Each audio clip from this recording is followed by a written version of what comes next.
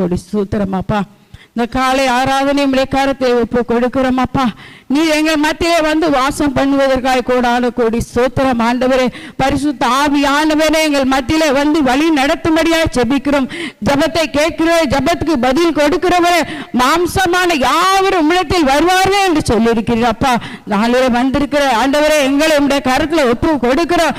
நீங்க பேசுங்க ஆண்டவரே, நாங்கள் கேட்கிறோம். இதற்கு விதமாய் கிரியை செய்கிற வன்கண்கள் பொறாமை நாங்கள் எரிச்சல் நாவிகள் வான மண்டலத்தில் கிரியை செய்கிற அந்தகார கிரியை நசரேயனாகிய இயேசுவின் நாமத்தினாலே சபித்து அப்புறப்படுத்துகிறோம். பரிசுத்த ஆவியானவரே நீங்க பேசுங்க, நாங்க கேட்கிறோம் ஆண்டவரே. தேவ தூதர்களை அனுப்புங்க, உங்களுடைய வல்லமை அனுப்புங்க, உங்களுடைய கிருபையை அனுப்புங்க, உங்களுடைய ஞானத்தை அனுப்புங்க, உங்களுடைய நாமத்தை ஆண்டவரை மகிமைப்படுத்துங்க, எங்களை ஆசீர்வதிங்க.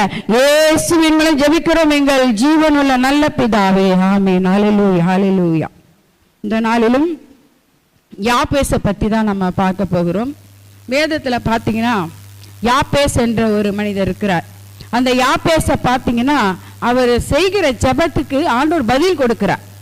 வேதத்தில் பார்த்தீங்கன்னா அநேக பரிசுத்தவான்கள் ஜெபம் பண்ணுறாங்க.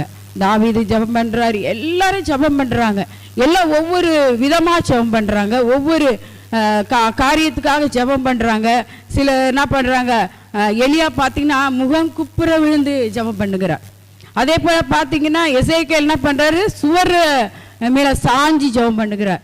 அது மாதிரி நெகேமியா பார்த்தீங்கன்னா அவர் ஒரு ஸ்டைலில் ஜெபம் பண்ணுறாரு. அப்புறம் தாவீது ஜெபம் பண்ணுறாரு. இப்படியாக ஒவ்வொருவரும் மோசேலேருந்து எல்லாமே ஜெபம் பண்ணுறாங்க.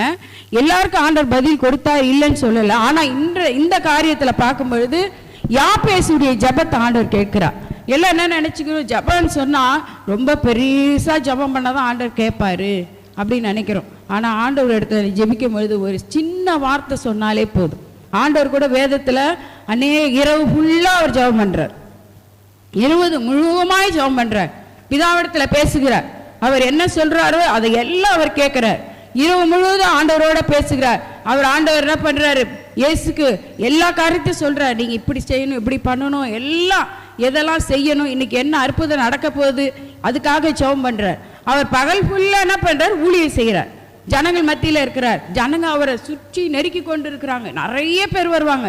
இயேசு வந்தால் சுகம் கிடைக்கும், இயேசுக்கிட்ட கண் பார்வை கிடைக்கும், இயேசுக்கிட்ட வந்தால் செவிடர்கள் கேட்பாங்க, முடவர்கள் நடப்பாங்க, ஊமையர்கள் பேசுவாங்க, மரித்தவர் உயிரோடு எழுந்திருப்பாங்கன்னு சொல்லி அவரை சுற்றி ஜனங்க இருந்துக்கிட்டே இருப்பாங்க.